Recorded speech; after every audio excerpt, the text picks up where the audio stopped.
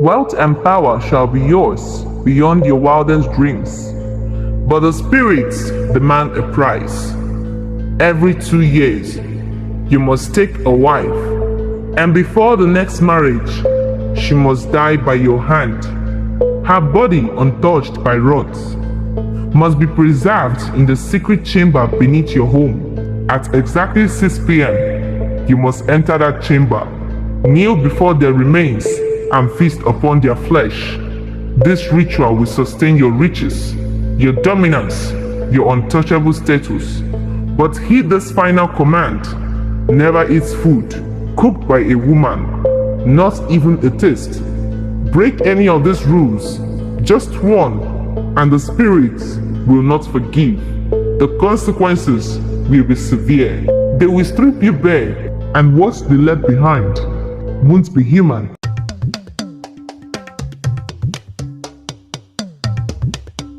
The town of Arugama was home to sprawling estates, luxury cars and grand mansions, but none more terrifying magnificence than the estate of Desmond, a man of immense wealth and mysterious charm.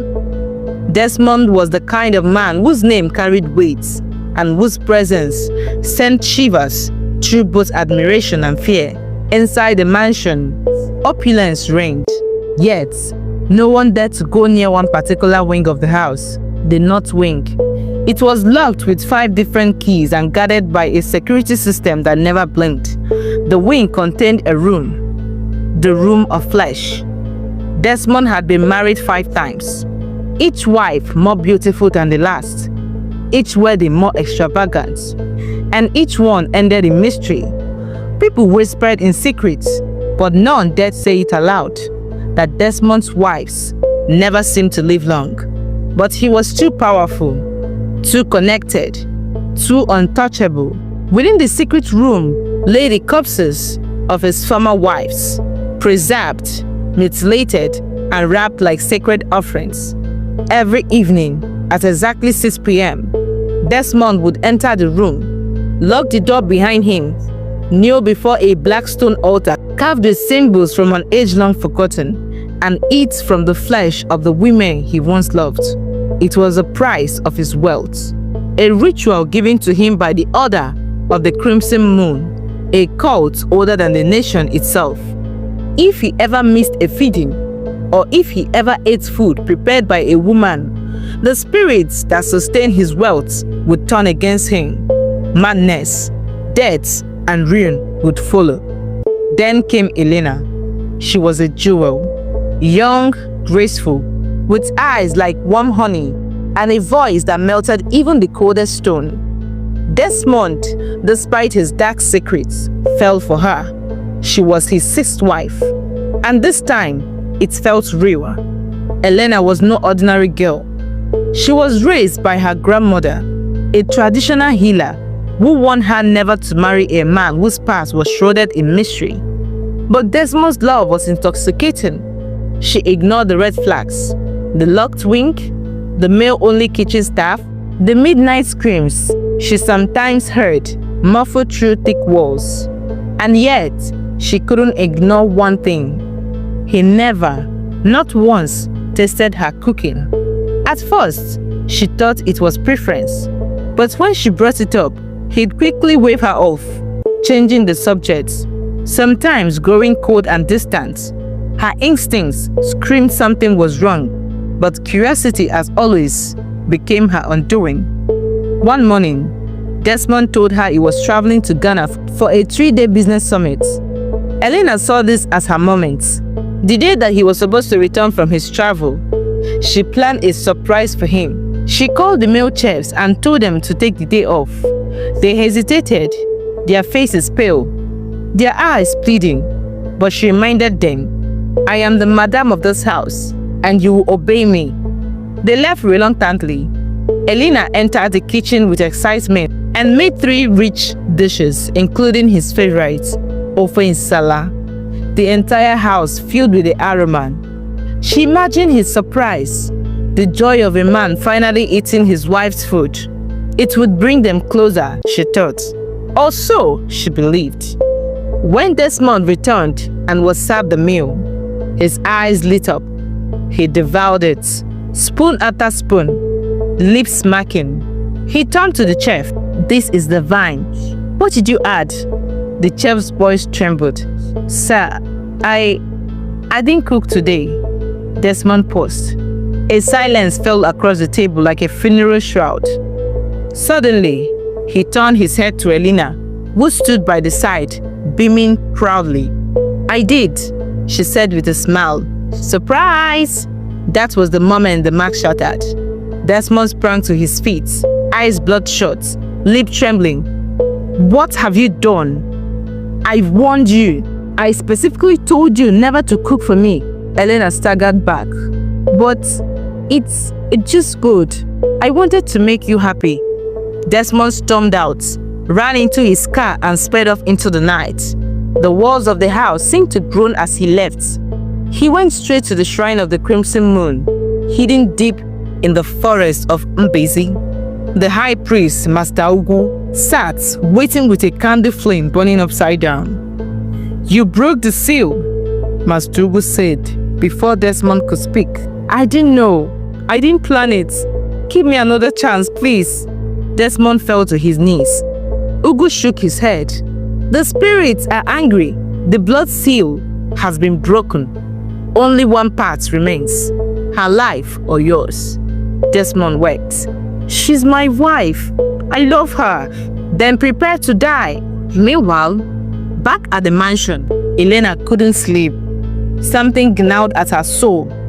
That night, lightning cracked across the sky, and a power outrage struck.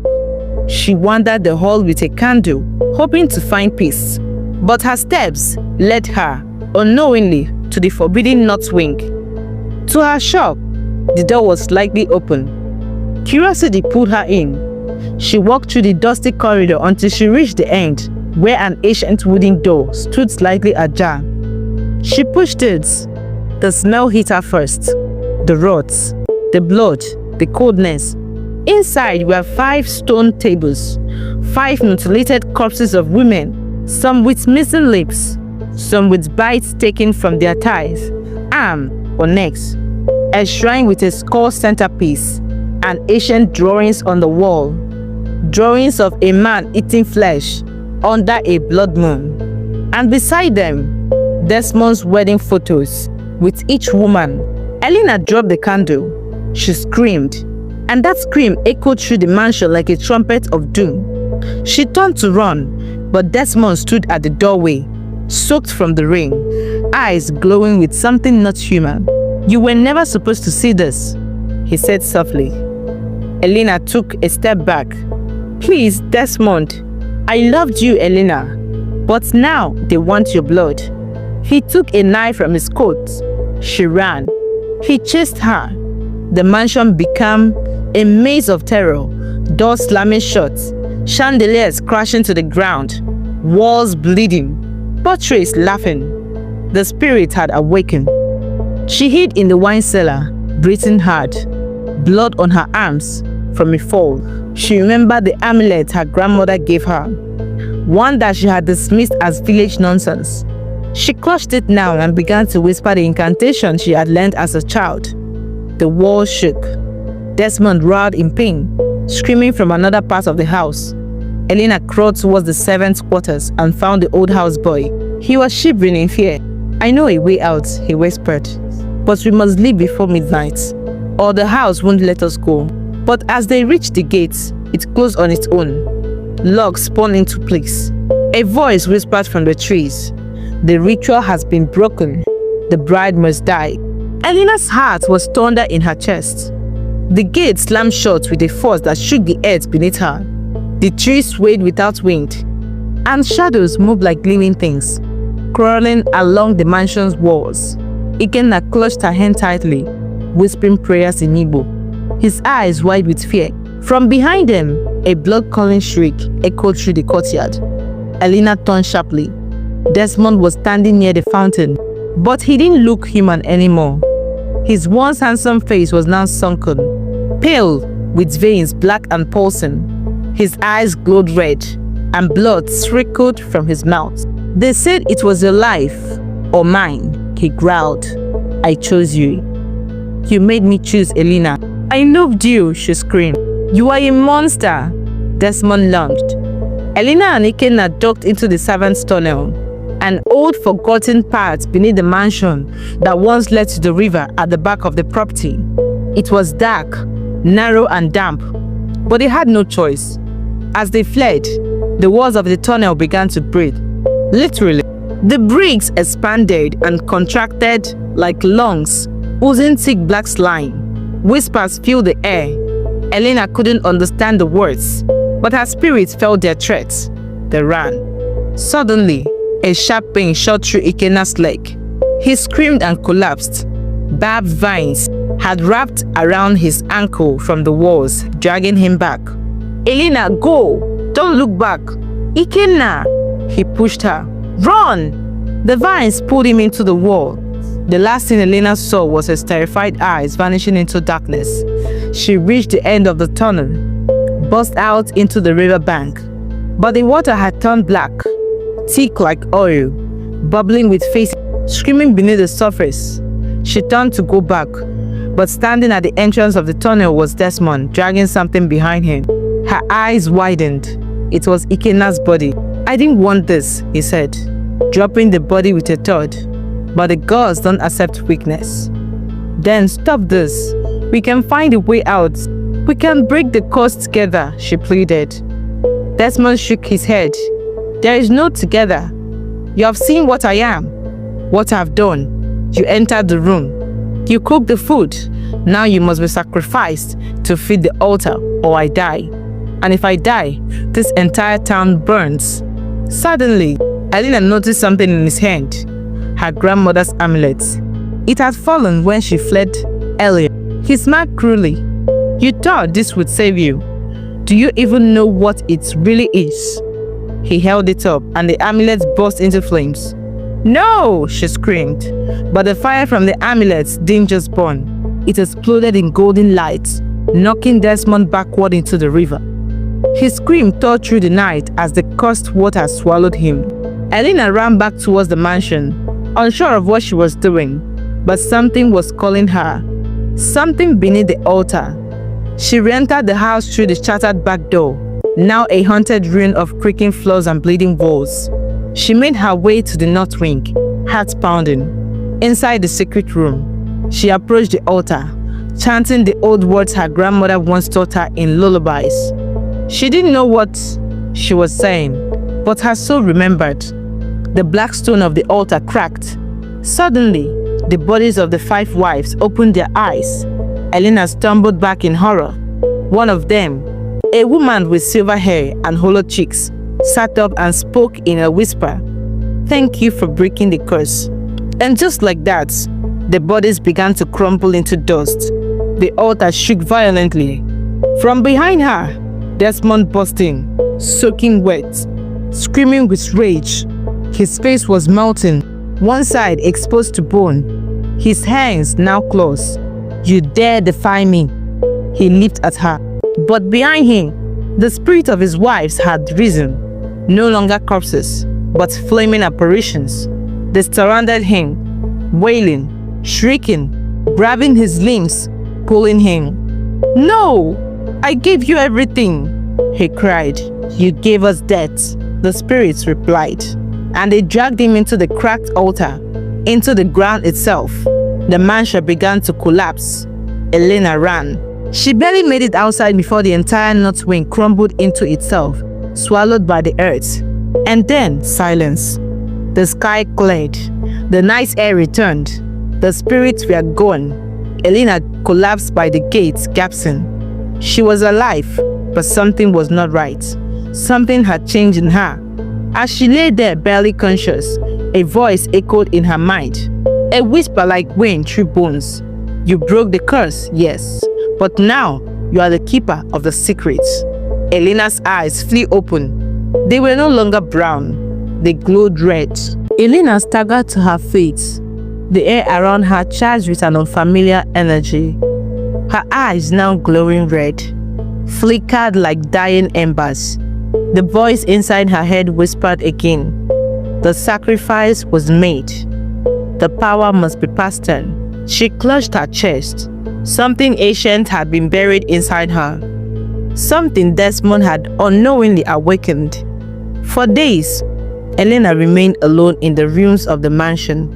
The townspeople whispered rumors that the great millionaire's estate had collapsed in fire and shadow, that the rich man was never seen again. Some said it was judgment from the gods.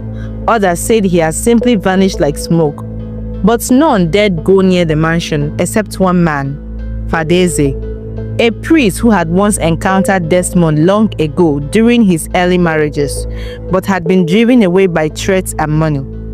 He had always suspected something dark beneath the wealth, and now he returned to cleanse what remained.